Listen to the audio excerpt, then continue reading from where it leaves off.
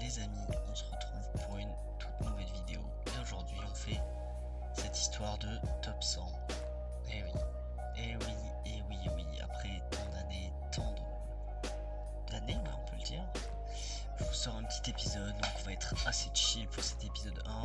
Je vais essayer de pas trop me perdre. Et je vais vous expliquer le concept. Le concept il est très simple. On commence par présenter l'anime que je vais mettre, puis on va le classer par rapport aux autres, tout simplement. Donc là pour cet épisode il n'y aura que les 10 premiers, mais par la suite on le comparera à tous les autres épisodes. Donc, le premier animé qu'on a, c'est Imasukuburu, qui n'est pas le bon nom de l'animé, c'est génial. C'est Noden der Herzer, qui est donc un animé qui est assez vieux, et je vous en parlais parce que cet épisode 1, c'est un épisode spécial Isekai. Et Nozen no Imasuko no Hirogoku, l'autre monde. C'est un animé qui est parfaitement l'un des premiers, l'un des tout premiers isekai japonais. Alors il me semble que c'est de 99, voilà, tout à fait. 99 à 2000, on est sur probablement ce qui se fait de mieux dans l'animation japonaise à ce moment-là. Alors je connais pas du tout l'équipe, hein. Peut-être que c'est des gens importants. Voilà, Daichi Akiharato, on va pas peut-être en parler, il a rien fait. Donc voilà, on n'a pas d'infos, mais c'est sûrement un mec très sympa, et regardez, il court. Alors, cet animé, c'est tout simplement l'histoire de Shu, qui est un personnage voilà, classique, voilà, héros de shonen classique, qui va se retrouver à, comment dire, à être téléporté par alternance dans un autre monde. Dans cet autre monde, donc il y a Hitler avec une coupe au bol. Il n'y a pas les personnages. C'est 13 épisodes, c'est vrai. Il me semblait que c'était plus. Je l'ai plus. Je vais vous montrer Cyber Hitler. Et en gros, on va suivre l'histoire dans une quête assez épique où il affronte, en fait, il y a des enfants soldats. Il va rencontrer ce personnage-là qui est un peu à l'image de... Moi, il me fait un peu penser à Rem dans Evangelion. Je pense que comme c'est postérieur, il doit avoir peut-être une inspiration, ou je sais pas. En gros, les enfants, ils sont exploités. Il y a un méchant nazi qui les dirige et qui est pas très cool. Il n'y a pas le mec. Antagoniste, peut-être.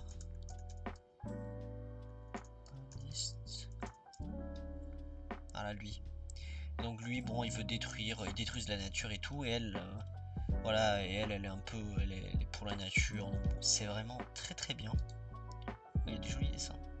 Et en gros, on va suivre l'histoire tout au long, qui est assez cool, sincèrement.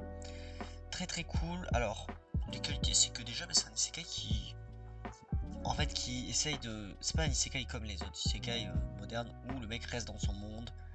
Où le mec c'est un peu un geek, un nerd. Là c'est un mec tout à fait normal, il est un peu fort au kendo mais bon, il se fait fumer. Et c'est un personnage assez inspirant, surtout alors là vous avez pas trop d'art, mais il y a vraiment ce style. Là vous le voyez pas très bien, il faudrait... Est-ce que j'ai le trailer? Est-ce que j'ai le trailer? Je vais pas vous mettre tout le trailer mais... Imasukuburu... Non, je fais Et en fait, il y a vraiment de très belles couleurs. Ça me... En fait, c'est de la foule. C'est un truc qui a perdu l'animation japonaise. Maintenant... Ouais, il n'y a que les OST. C'est d'utiliser... C'est d'utiliser uniquement les...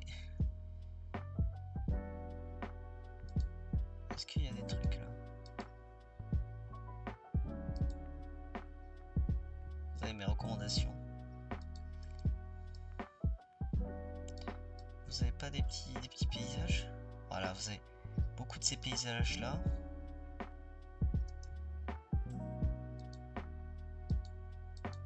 C'est vraiment très beau. Voilà. Bon, mais pour l'instant... Alors pourquoi je voulais commencer par lui? Parce que c'est un anime que j'ai vu il y a hyper longtemps. Et... il a le mérite d'être vraiment bien, quoi. D'être très bien à regarder. Bon, il sera premier pour l'instant. Voilà, ce sera le premier numéro 1. Moi, je vous le conseille. Et en fait, ça vous montre que l'isekai par nature, c'est pas un mauvais genre. C'est juste que les gens qui l'utilisent font de la merde avec. Mais je vous conseille. Allez, on va essayer d'être un peu plus énergique, mais ça va être compliqué pour moi. Comme héroïque. Alors, comme héroïque, là on est sur du Isekai contemporain. Alors j'ai les mangas chez moi. On me les a offerts. Et je trouve ça très bien. C'est comme ça que j'ai découvert. Il y a un pote qui me les a offerts. Et on est sur. Avant que l'anime sorte. L'anime est sorti. Donc voilà, je vous montre un peu. Bon, 8,50 €. Non, putain, ça a monté les prix. Bon, en gros, vous suivez l'histoire d'un oncle. Voilà, qui est là. De lui là. Ouais, il a une sale tête, mais c'est normal. C'est un fan de Sonic qui va se retrouver téléporté dans un autre monde. Et pendant 20 ans, il est dans le coma, et donc tout le monde fait ah, il est mort, et tout le monde s'en fout. Parce qu'en plus, c'est un geekos. Et en fait, dans l'autre monde, ça va devenir un super guerrier hyper stylé qui va sauver un peu plein de gens.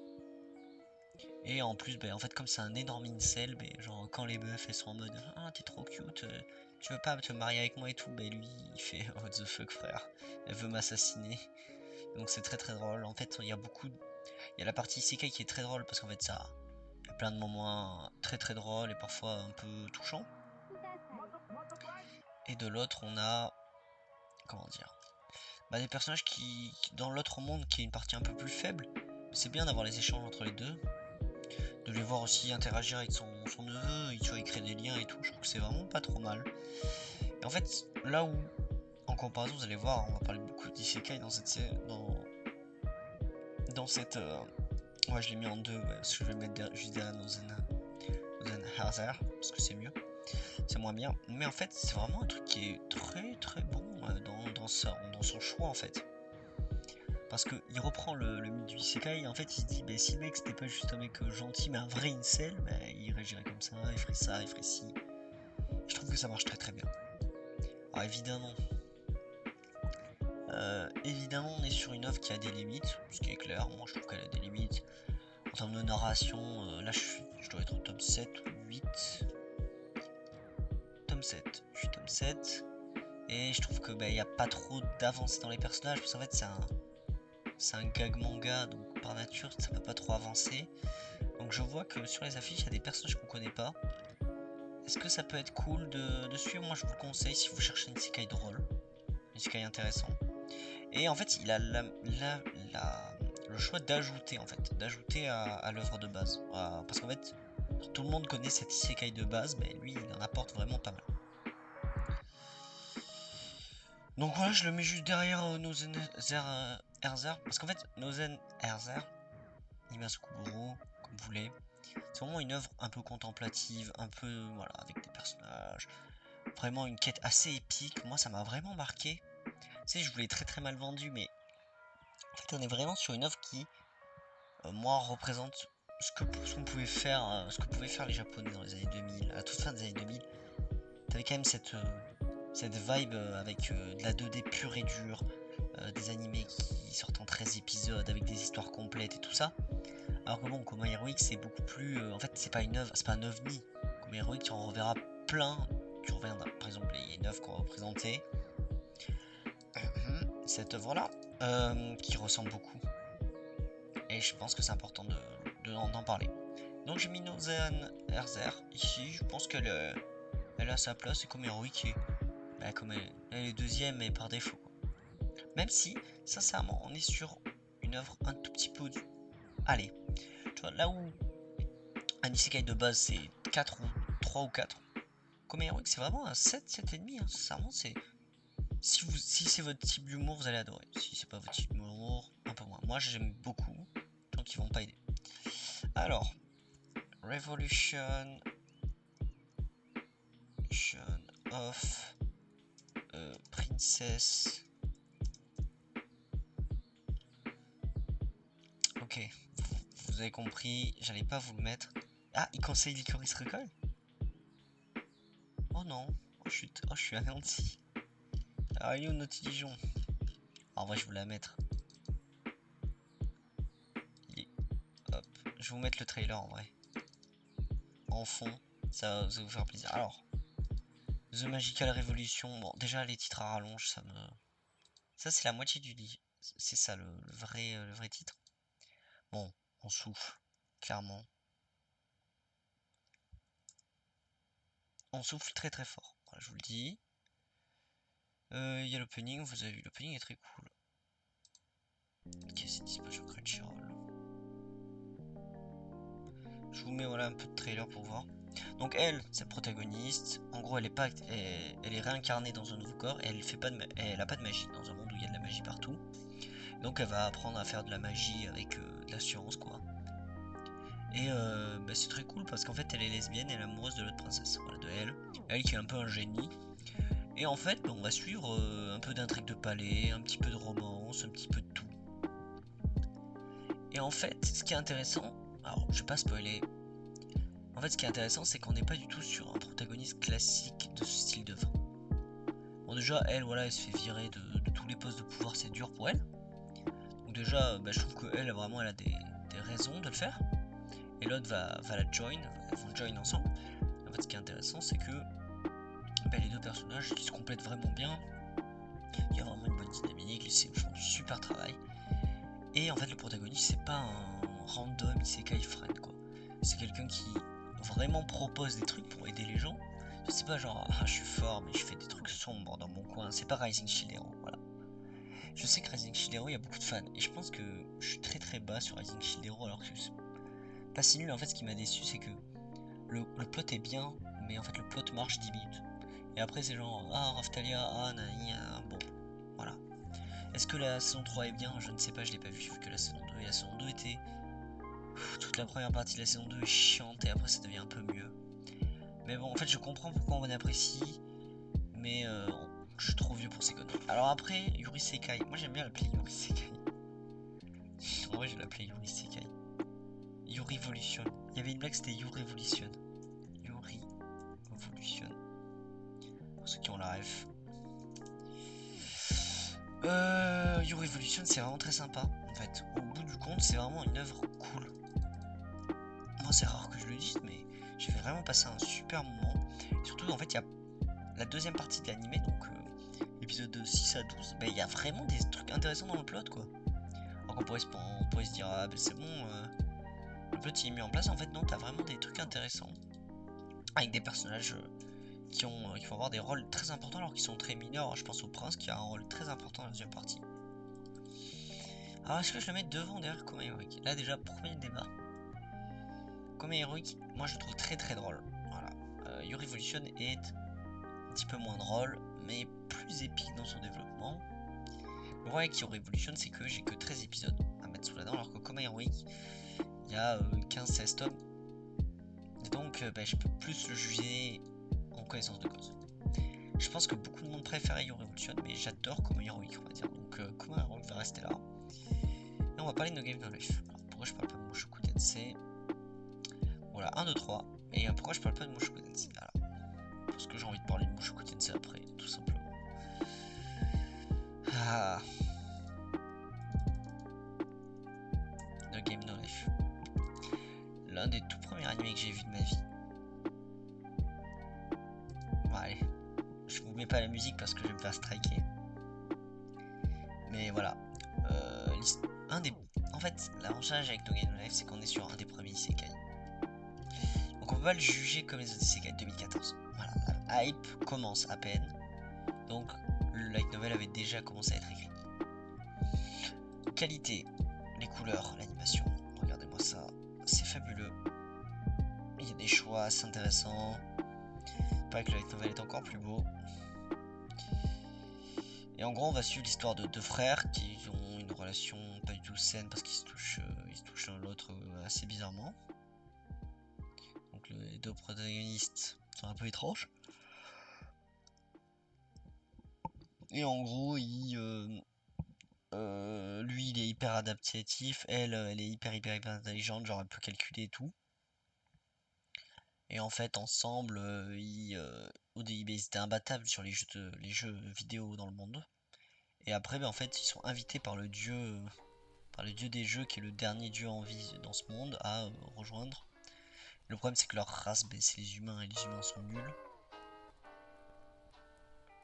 Et donc, tu vas les revoir faire des défis contre d'autres persos.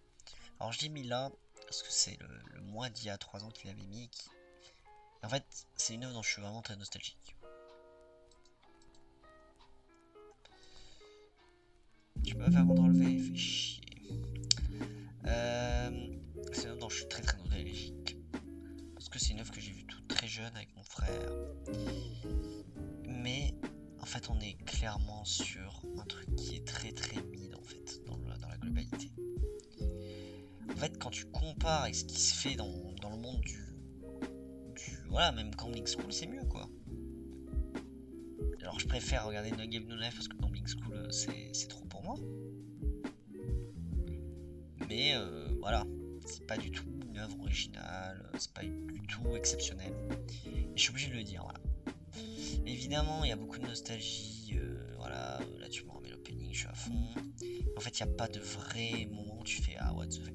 La meilleure partie, c'est peut-être contre comment elle s'appelle? J'ai un personnage. Contre elle là. Non, elle est où? Silis ou Sulit, je sais plus comment elle s'appelle. Voilà. Gibril là. Il y a un mec qui a posté en 2014. Oh le frère. À l'époque. Quel beau gosse. Voilà, Gibril. Le combat est un peu rigolo.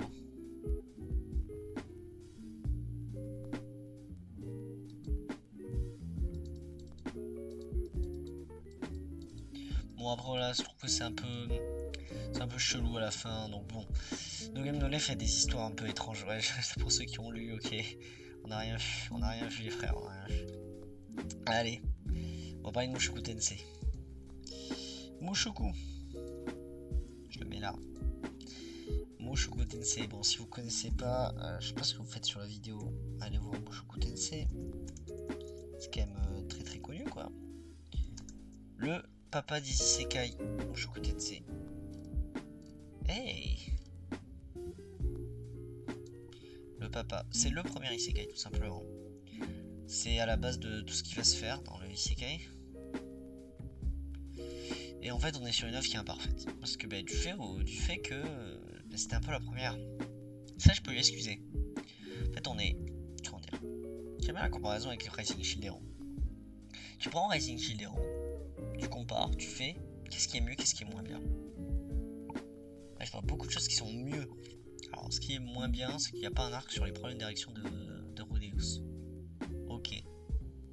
Mais sinon... genre... Comment dire que... Ok, on suit, bon... Isekai. On suit un mec qui se réincarne dans un nouveau monde. Alors que c'était une merde avant. Il tabasse... il va rejoindre une... Comment il se retrouve là? En gros, c'est un génie et très vite, il va se retrouver à devoir faire plein de trucs stylés. Sauf que dans la saison 1, il se passe plein d'événements et donc il se retrouve un peu séparé de sa famille. Il va devoir agir par lui-même, tout seul. Donc en fait, c'est un génie, très bien. Il a des gros problèmes parce qu'au début, en fait, c'est un adulte dans un corps d'enfant et il y a des moments extrêmement gênants. Ça, maintenant, vous voyez, c'est très skippé par les... soit les mecs arrivent direct adultes, soit les mecs ont perdu leurs souvenirs et ils s'en rappellent après. Tu vois, ça permet d'éviter les problèmes. Mushoku Tensei, rien à foutre, le mec il est né de là. Voilà. Donc on va le suivre, Rudeus qui va faire des trucs, voilà, il va rejoindre une académie de magie, il va défendre des mecs. Bon. Voilà, rien d'extrêmement original. Mais ce qui est bien, c'est qu'en fait, il n'y a pas... Tous les arcs sont intéressants. Et Rudeus est souvent mis face à son ancienne vie, en fait. Il y a un mec, en gros, on sait pas comment il a été transporté, on sait pas comment il a été envoyé là. Il y a un mec qui s'appelle plus ou moins Dieu, qui est en train de qui discute avec lui, il est recherché par les dragons et tout. En fait... Pardon, en fait, on est vraiment sur une œuvre qui est intéressante dans cela. Elle apporte vraiment des nouveautés intéressantes. Je dis pas qu'elle est en train de révolutionner le Isekai, mais en fait, on est sur une œuvre qui est complète. Il y a des gros défauts, évidemment, des défauts parce que c'est écrit par un mec qui est sûrement qui a un peu des problèmes dans sa vie, hein, je dis pas le contraire. Mais en fait, on est sur une œuvre qui aborde des vraies thématiques, qui a des vrais combats épiques, qui a une animation. Bon là, vous avez un peu vu, hein. Pardon, mais je rêve de ça. Et là, en plus, c'est de la vraie 2D. Alors, vous voyez quand même, il y a des effets de lumière. C'est ça, en fait, c'est ça la vraie différence avec Nozen. C'est des effets de lumière et tout. Mais ça, c'est magnifique. J'adore cette scène. Ça pourrait être des fonds. En fait, tout là peut être un fond d'écran. Et donc, en fait, je suis désolé de le dire, mais Mushoku Tensei est le plus vieux isekai moderne. Avec un autre, on parlera. Et je le mets. Déjà, c'est sûr qu'il est devant ces trois-là. Désolé pour le coup dans le micro. Ce qui est devant Nozen Berzer. Et je vais vous dire. Ça me fait chier. Ça me fait chier de le faire descendre, mais. Ah merde. Non, non. Pardon, j'ai troll. Le tableau Excel. En fait, j'ai pas de lumière. Je suis obligé de me rapprocher des touches. Non, putain. Oh non, je suis désolé. Oh, j'ai perdu 10 000 euros. Je suis désolé. J'aime beaucoup la musique. Je trouve que la piste est très cool. Je sais pas qui l'a choisi, c'est moi. Mushoku Tensei. Alors, comment t'écris Mushoku Tensei? Mushoku. Hop, regardez. Eh, quand on fait des fautes d'orthographe en japonais, hop. Voilà, mais je pense que là déjà on peut arrêter la vidéo. Je rigole, on a Zero no Tsukishima. Alors Zero no Tsukishima par exemple, on est sur une œuvre aussi très vieille, je pense. On doit être en Tsukaima. Putain, le tableau Excel il est cœur, c'est impossible. Ça y est, putain. 0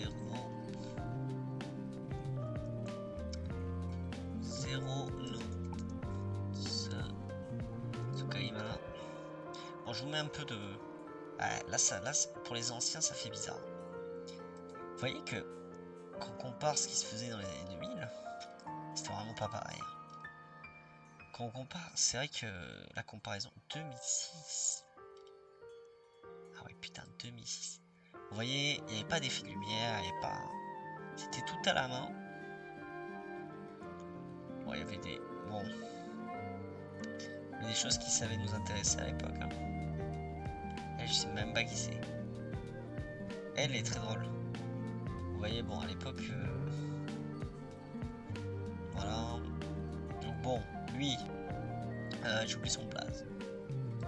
J'ai complètement oublié son blaze. Saito. Saito, en gros, c'est le familier de elle. Et bon, il doit faire du bisou. Je crois que ça recharge d'énergie.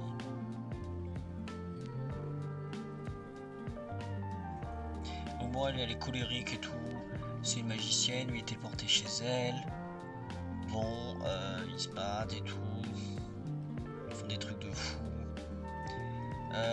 Et en fait, on est sur un animé qui est très vite. Globalement, il y a des blagues pas drôles. C'est très japonais, c'est très weeb. Ça m'avait plutôt plu. Et il y a la fin de la saison. La fin de la saison 1 qui est probablement ce qui se fait le mieux dans l'animation japonaise. En fait, voilà. Il y a tout qui va dans cette scène. Fin de saison 1, là, 2 épisodes. Double épisode. De la tension. De la vraie tension. Du vrai danger. Des persos qui s'activent. Des moments d'émotion. Elle devient un personnage. Bon, alors qu'au début c'était une caricature, mais vraiment ça devient un perso. Louise là. Et en fait, mais, tu vois, je pense que si tu prends la globalité du top, si tu prends la globalité du top, je mets je te dis, si tu prends cette scène, uniquement cette scène, en fait, tout l'animé au niveau de cette scène, c'est top 10. Sincèrement, c'est top 10. Genre 10ème, 10 ou 9. Faudrait voir qu'est-ce que je mets en 10 ou 9. Je pense que si je vois 10 ou 9, je vais vraiment genre 10 ou 9. Et là, en fait, on n'est pas du tout sur un anime 10 ou 9. Parce que, mais, en fait, tu peux pas mettre tout. En fait, c'est comme tu vois, c'est Your Name. En fait, il y avait que la scène où ils font. La scène. Ah, merde. La scène où elle fait. Comment t'appelles-tu? Voilà, tu vois. Sauf que là, mais c'est une seule scène. Et pour moi, ça suffit quand même à mettre de Game Life dans la rétrocession. Je pense que ça suffit pas à mettre Your Revolution. En fait, t'es un peu dans ce truc de t'as une seule scène et en fait, j'ai même pas pu suivre la saison 2.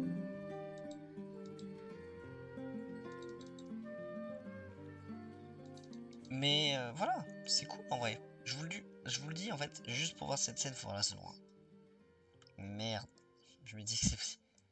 Mais bon, je peux pas vous obliger à la regarder, mais je vous le dis, voilà, cette scène existe. Regardez-la, si vous préférez, vous pouvez évidemment juste la regarder toute seule en fait, hein. C'est pas impossible, je pense que même c'est une bonne idée. Mais vraiment, je vous la conseille. La sorcière de 300 ans.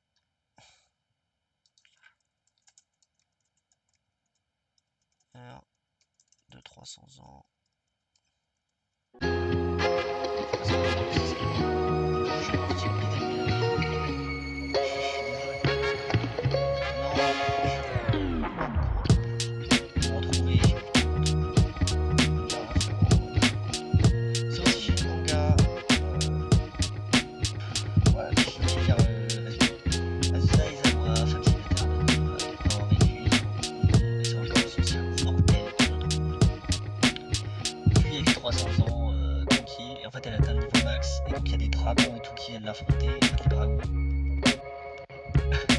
Le dragon en question.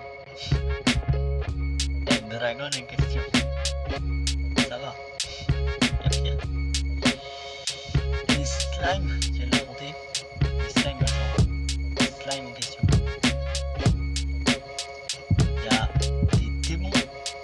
Y'a Belzébuth qui vient d'affronter. Ah, Belzébuth qui est des Léviathans aussi. Des Léviathans en question.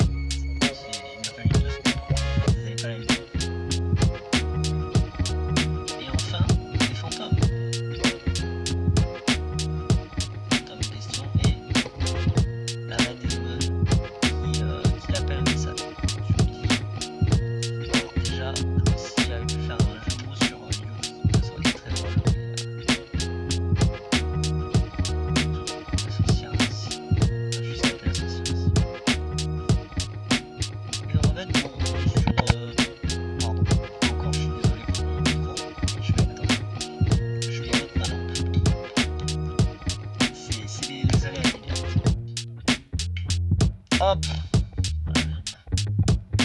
Donc, attendez, je connais la musique. Ah, c'est dingue quoi. Ouais, je vais me faire.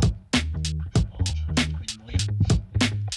C'était pendant longtemps le clip le plus suivi. J'ai pas vu le film. Voilà, si ça vous fait plaisir. Alors, la sorcière invincible. Alors, je vais pas le mettre en 7, sincèrement. Je préfère Azuri Takaima. Et je pense que je préfère Hero Evolution. En fait, voilà, c'est un isekai chill. Genre, il se passe, y a pas de danger, le perso est broken. Mais en fait, c'est pas un truc d'incel. C'est là où c'est bien. C'est juste. Bah, en fait, c'est juste cool quoi. Juste, tu passes un bon moment devant ton. Moi, en le lisant, personnellement. Mais je peux comprendre. En fait, je comprends pourquoi les gens le regardent quoi. Oh non, mais je peux faire ça. Fait combien? Combien de pixels? 20 pixels. Oh, je suis désolé. Voilà, 20 pixels. Mais en fait, c'est sympa. C'est vraiment une histoire sympa avec des persos cool. Y a pas de danger, y a des concours de pâtisserie. Mais en fait, on est vraiment sur. Je pense que n'importe qui tu leur dit, t'es immortel. T'es immortel. Et t'es super puissant. Alors évidemment, toi tu me diras, je vais dominer le monde et tout. Moi en vrai, je suis chill, hein. Je sais pas, je deviens pote avec des gens immortels aussi, tu vois. Et je fais des trucs de mecs chill, tu vois. En fait, c'est rigolo parce que tu vois, genre les rois démons et tout ça, c'est des mecs chill, hein. Ils sont là, bon, frère, en vrai, on va pas se battre. Les dragons entre eux, ils se crachent un peu dessus, mais bon, tu vois, genre, ils se fument pas entre eux, ils s'aiment pas les dragons bleus et les dragons rouges, mais ça va, tu vois. Ils viennent pas se faire chier, je trouve que c'est vraiment sympa, quoi. Alors après, est-ce que ça mérite un top 4? Peut-être pas. Mais bon, vous allez voir que Konosuba va passer derrière. Ouais, bon, Konosuba, on souffle. Non, je rigole. Je rigole. Konosuba que je vais mettre là. Je sais où je vais mettre Konosuba. Là, il n'y a pas de discussion. Alors pourquoi Konosuba est ici? Alors je peux vous expliquer. Konosuba pour les anciens. Bon là, Konosuba, on est sur des trucs hyper connus. C'est, j'ai plus son blaze. C'est le protagoniste qui est randomisekai.fr qui va se dire, frérot, je vais choisir la. Genre, tu vois, il se retrouve dans une salle avec une DS. On dirait Paris. Ah, de fou, on dirait Paris. Non, mais genre, on dirait la scène quand. Pas du tout. Ok, pas du tout. Mais je trouve ça rigolo. J'avais jamais vu. Voilà, Kazuma, voilà lui. Ben, il se retrouve avec elle, qui est la déesse. Qui en gros, tu vois, genre la déesse dit, ah, j'avais te donné un. Il se fait écraser par Truckun, mais en fait, il se fait même pas écraser, il s'est juste chié dessus, il est mort de chiasse. Et en gros, il fait, ah merde, mais je vais te prendre toi, comme t'es forte, et en fait, elle est nulle, et donc il doit essayer de sauver le monde. Sauf qu'il a une équipe de bras cassés, il y a une, voilà, elle fait qu'un seul sort par semaine, et elle est Mazo, donc elle met pas d'armure. Bon, voilà, c'est rigolo, c'est l'isekai. Je trouve quand même que les gens ont un peu survendu, ils sont là, ah ouais, putain, la critique du système et tout. Faut se calmer les frères, hein, ça reste un animé moyen. En fait, il n'y a pas trop de tension. En fait, tu peux être un animé humoristique, mais si t'as pas de tension, c'est compliqué. Et je trouve qu'il a pas assez de tension. C'est le gros défaut que je lui trouve. Voilà, il n'y a pas assez de tension dans cet anime. Et ça me rend un peu triste. Bon. On va parler des vrais bails. SA ouvre 0. Sword Art Online, en toute objectivité, probablement l'animé qui m'a le plus marqué, c'est mon premier. En réalité, c'est mon deuxième. On va parler du premier dans une autre vidéo. Je pense que je vais faire une vidéo Madeleine de Proust où je vais mettre tous les animés. Bon, opening le plus légendaire de l'histoire. C'est faux, mais moi je l'écoute, j'explose. Kirito, Asuna, jeu vidéo dans un autre monde. S'ils meurent dans le jeu vidéo, ils meurent dans la vraie vie, ils sont bloqués. Un opening complètement légendaire, avec des vrais choix. En fait, genre tu peux pas faire un meilleur opening que ça. Il y a de la baston, il y a des moments dramatiques, il y a des mains qui se tendent vers le ciel. Il y a un duel contre un boss qu'on verra jamais mais qui ressemble un peu à un boss qu'on a vu. On a le duo qui s'active. On a je sais pas combien de saisons. Sword Art Online 2, donc Gun Game Online. On a comment ça s'appelle? On a Alicization 2, les films, les autres films, les films, je sais plus comment ça s'appelle là, c'est les saisons de les films. Connect là. On est sur une animation en général très très bonne, parfois un peu moins, parfois un peu moins. On a des persos, Kirito, qui est un vrai personnage, même si en fait il arrête un peu de se développer à certains moments. Il a GGO qui est exceptionnel dans son développement, il y a Sword Art Online premier du nom qui est exceptionnel dans son développement. À l'utilisation, on va dire qu'il y a des choix qui sont faits. Je suis pas très fan, mais je peux l'entendre. En fait, à l'initiation, moi j'ai bien aimé la partie où Kirito est en chaise roulante. C'est pas du spoil. Oh putain, j'adore cette partie de l'opening. En plus, parce que bah, en fait, c'est plus. Mais ça fait un peu chier quand ils font Kirito-kun. Ça casse un peu les couilles. Alice, perso qui a vraiment un développement vraiment intéressant. Un antagoniste qui est complètement mystique. Hein. Probablement l'un des meilleurs antagonistes de sa génération, ce goth là. Des persos cool comme lui, comme elle. En fait, en globalité, on est sur une œuvre qui est maîtrisée, qui a pourtant des parties plus. Fairy Earth, je crois, non, Fairy Dance qui est vraiment pas folle. Pour moi, il y a l'arc de Yuki qui est exceptionnel parce que je l'ai vu très petit, très jeune. Et en fait, en globalité, on est sur une œuvre dans ce qui se fait. En fait, on est sur le premier isekai. Voilà, on va parler de l'aspect un peu historique. On est sur le premier isekai. Mais ce premier isekai, en fait, il est meilleur que 99% des isekai. Parce que il est complet. Alors, il a des limites, mais il a aussi quand même beaucoup de qualité. Bon, il y a des moments un peu problématiques, on va pas valider, bien sûr. Ça a été à regarder, voilà, il y a du V-Word et tout ça, c'est un peu chaud. Et et je trouve que c'est pas très bien exposé alors que ça aurait pu.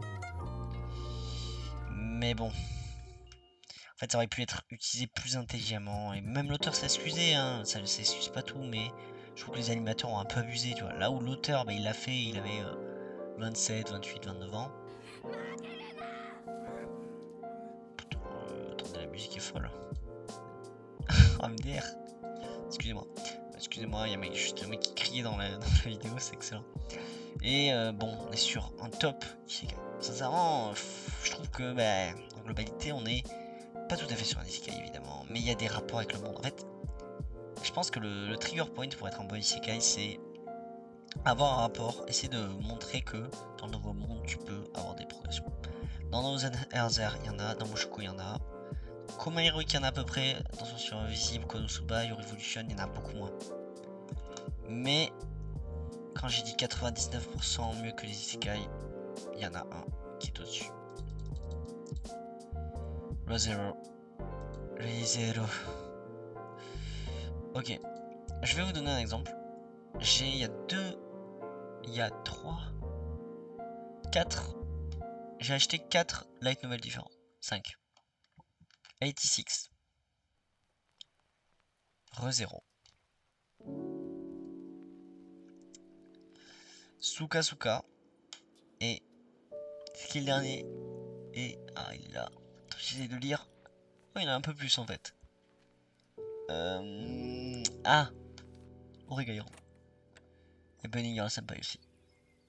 Et il y a un peu de Monogatari, mais Monogatari, en fait, tu peux te contenter de l'anime. Re:Zero en fait partie, parce que Re:Zero est une œuvre exceptionnelle, tout simplement. Bon, le scénar, c'est que Subaru, mais un jour il se retrouve téléporté dans un autre monde. Ok, Re:Zero a changé, d'accord. Il se retrouve téléporté dans un autre monde. Stylé, c'est quoi. Il se retrouve téléporté dans un autre monde et... Mais en fait, il va mourir. Au bout de 10 secondes, fumé par des brigands. Et donc il a le pouvoir de ressusciter en boucle. Et ce pouvoir là, bah, ça va lui permettre de résoudre certains problèmes. Il va s'enticher de Emilia, pas la gamine, elle.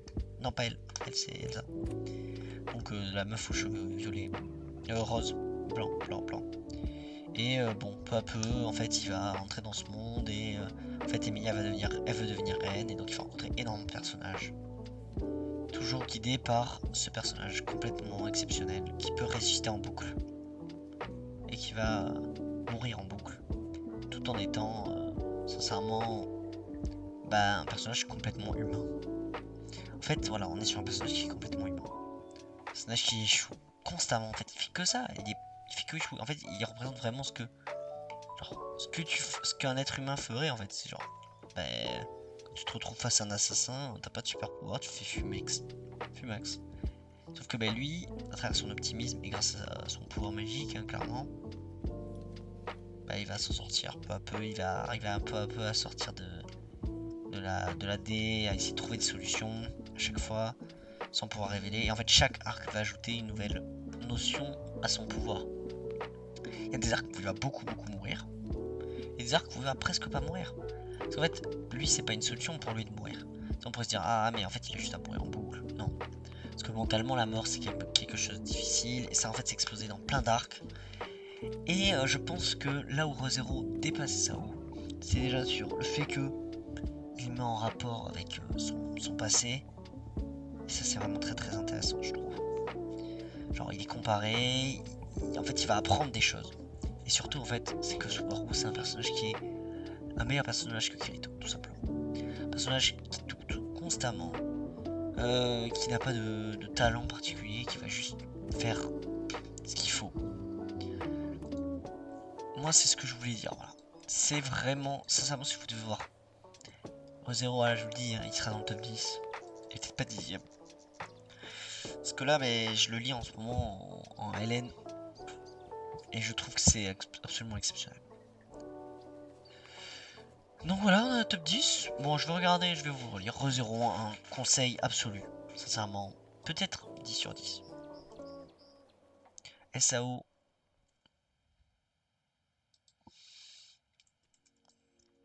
Un 9. En fait, c'est un 9. Mushoku, c'est un 7. 7 ou 8. Parce qu'il a des gros défauts. Sincèrement, Nozenzar, ça peut être un 8.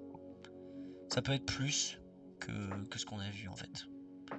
Parce que en fait on est sur. Mais juste, il a le petit problème d'être un peu court. Je peux pas changer la taille? Genre en faisant 12 là comme ça? J'enlève le gras. Oh c'est 11. Mais what the fuck les frères?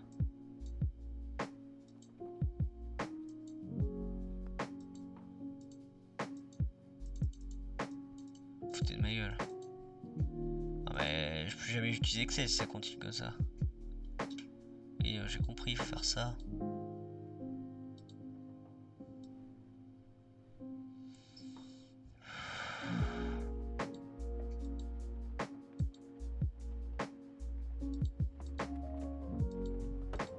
Ok, c'est bon. Comme héroïque, je lui mettrai un petit 6. Sorcière invincible 6 aussi. Konosuba 6. Révolution 6. Onzukaime à 5. Et donc une life 4. Alors, je vous rappelle, donc là, c'est pas une note en général. En fait, vous pouvez dire à tous les ennemis qui sont là, c'est des animés en fait. Là, c'est par rapport au top 100. Voilà. Ce que je veux dire, c'est par rapport au top 100. 10 étant comme une masterclass.